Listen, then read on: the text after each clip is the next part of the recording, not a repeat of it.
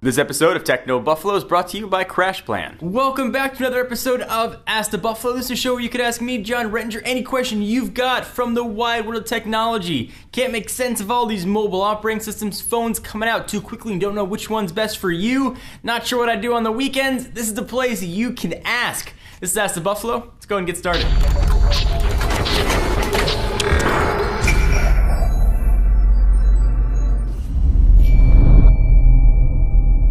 Our first question comes from Ron. It says, hey John, a lot of people want to know about new multiple Nexus devices. Is Samsung going to make a Galaxy Nexus 2 or is there another company like HTC or Sony? Alright, so I don't know the answer for certain, but this is just a rumor that I've heard, so if you come closer, promise you no one's listening, I'll tell you.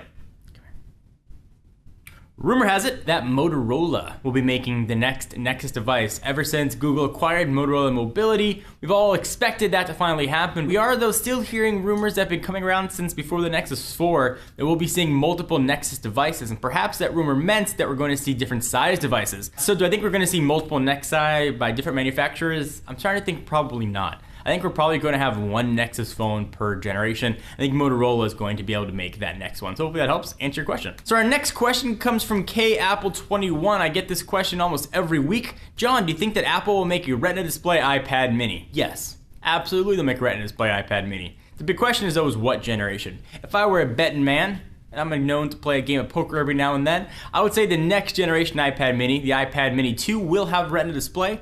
I'd expect to see that sometime in the middle part of next year. I wouldn't expect much difference. Upgraded processor, probably look exactly the same, but feature that gorgeous pixel-rich Retina display we've come to love on the current generation full-size iPads and the current generation iPhones. Hopefully that helps answer your question. Next question comes from Gabriel. John, where in the world is Carmen Sandiego?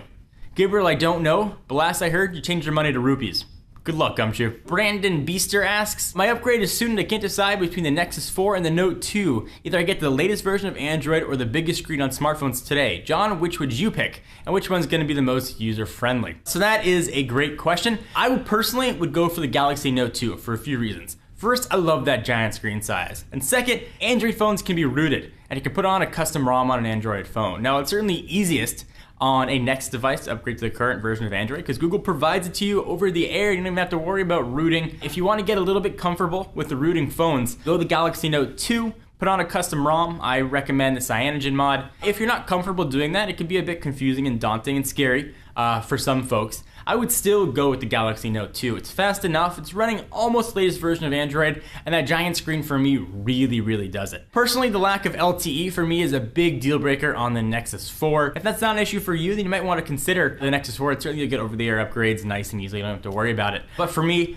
bigger screen, faster data speeds, it's all I want in the Galaxy Note 2. Hopefully that helped answer your question. 464 gigabytes. That's how much storage the average American household needs to store all of their digital files. Increasingly, our lives and our livelihoods are tied to digital storage. Photos, books, movies, financials, legal documents, all tied to the digital world. And while most of us have a pretty good job backing up our analog stuff, digital stuff sometimes we get lazy about, always assuming your computer's gonna be fine, your external hard drive's always gonna work. That's not always the case. And that one time you don't back up, it's gonna be the same day that your hard drive dies on you. It's happened to me several times. CrashPlan from Code42Software is the online backup software that is rocketing to the top of nearly every ranking and review because of its intelligent design, ultra simple setup, and transparent operation. Essentially, CrashPlan lets anybody set up a super secure private backup cloud just a few clicks to their Windows, Mac, or Linux machines. Very easy, you can set it up all in one click and back up from pretty much any desktop you've got and keep all your stuff secure in the cloud. Backups are continuous, so your most recent docs are securely backed up off-site, and Code42's CrashPlan Central Cloud in seconds. Access those files within minutes from your phone or tablet with the free CrashPlan mobile apps. Also free is the ability to use the same easy software to back up to an external drive or securely share extra drive space with a friend, or back up to and from your home or office computer, again